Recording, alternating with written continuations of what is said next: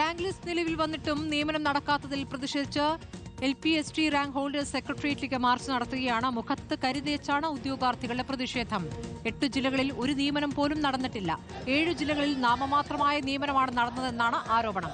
MG Pratheesh വിവരങ്ങളുമായി. പ്രതീഷ്, ഇപ്പോൾ സെക്രട്ടേറിയറ്റിന് മുന്നിലേക്ക് മുഖത്ത് കരുതേച്ചുകൊണ്ടുള്ള പ്രതിഷേധമാണിപ്പോൾ ഉദ്യോഗാർത്ഥികൾ നടത്തുന്നത്. എന്താണ് അവർ പറയുന്നത്? സ്മൃതി, കഷ്ടപ്പെട്ട് പഠിച്ച റാങ്ക് ലിസ്റ്റിന്റെ ആദ്യ സ്ഥാനങ്ങളിൽ ഇടം നേടിയിട്ടും ജോലിക്കായി ഇത്തരത്തിൽ തെരുവിൽ സമരം ചെയ്യേണ്ട ഗതികേടിലാണ് ഉദ്യോഗാർത്ഥികൾ. സെക്രട്ടേറിയറ്റിന് മുന്നിൽ LPST റാങ്ക് ഹോൾഡേഴ്സിന്റെ പ്രതിഷേധമാണ് നമ്മൾ കാണുന്നത്.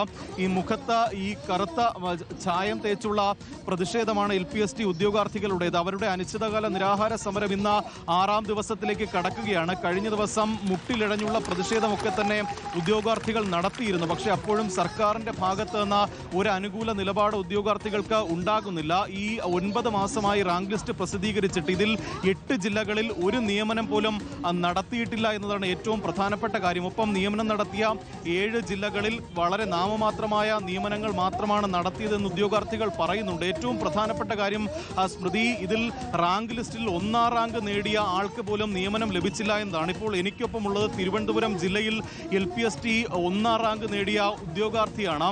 ഈ 1ാം റാങ്ക് നേടി ഇതുവരെ അഡ്വൈസ് വന്നിട്ടില്ല, നിയമനം ലഭിച്ചിട്ടില്ല. അഡ്വൈസ് വന്നു. അഡ്വൈസ് വന്നിട്ട് ഇപ്പോൾ 7 മാസം ആവുന്നു. സാധാ അഡ്വൈസ് വന്നു കഴിഞ്ഞാൽ 3 മാസത്തിനുള്ളിൽ ജോലി തരണം. ഇപ്പോൾ തന്നെ 7 മാസമായി. അഡ്വൈസ് കിട്ടിയ ഒരുപാട് 27ഓളം പേര് നിൽപ്പുണ്ട്.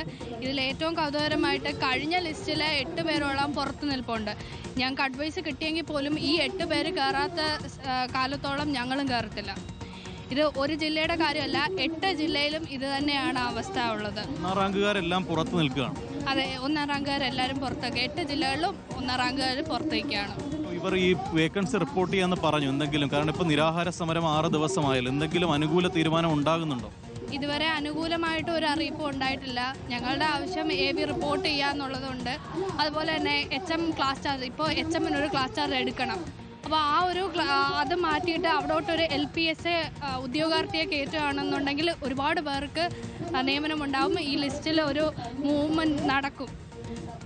സ്മൃതി, അതാണ് കാരണം. തിരുവനന്തപുരം ജില്ലയിലെ LPST 1ാം റാങ്ക് നേടിയ കുട്ടിയാണ്. അഡ്വൈസ് ലഭിച്ചു, പക്ഷേ 7 മാസമായിട്ടും ഇതുവരെ നിയമനം നൽകിയില്ല. അങ്ങനെ 1ാം റാങ്കും 2ാം റാങ്കും 3ാം റാങ്കും ലഭിച്ച ഉദ്യോഗാർത്ഥികളൊക്കെ തന്നെ ഈ തെരുവിൽ സമരം ചെയ്യുകയാണ്. അവരെ സംബന്ധിച്ച് ഈ പല ആളുകൾക്കും ഇനി മറ്റൊരു PSC പരീക്ഷയ്ക്ക് അപേക്ഷിക്കാൻ കഴിയില്ല. അവരുടെ ഏജ് ഓവർ ആവുന്ന ഒരു സാഹചര്യമുണ്ട്. അതുകൊണ്ട് തന്നെ കുട്ടികൾക്കൊപ്പം ഇവിടെ സമരം ചെയ്യുന്ന ഉദ്യോഗാർത്ഥികളുണ്ട്. അത്തരത്തിൽ വലിയ ബുദ്ധിമുട്ട് കേരളത്തിന്റെ തിരുവനന്തപുരം മുതൽ കാസർഗോഡ് ജില്ലയിൽ നിന്നുള്ള ഉദ്യോഗാർത്ഥികളാണ് ഇപ്പോൾ സെക്രട്ടേറിയറ്റ് പടിക്കൽ സർക്കാരിന്റെ കനിവിനായി സമരം ചെയ്യുന്നത്. അവർ പ്രധാനമായും ഉന്നയിക്കുന്ന ആവശ്യങ്ങൾ എത്രയും വേഗം വേക്കൻസികൾ റിപ്പോർട്ട് ചെയ്യണം എന്നതാണ്. ഒപ്പം ഈ വിദ്യാർത്ഥി അധ്യാപക അനുപാതം അത് 1:30 എന്നുള്ളത് 1:25 പരിഷ്കരിച്ചുകൊണ്ട് കൂടുതൽ അധ്യാപകർക്ക് നിയമനം നൽകണം.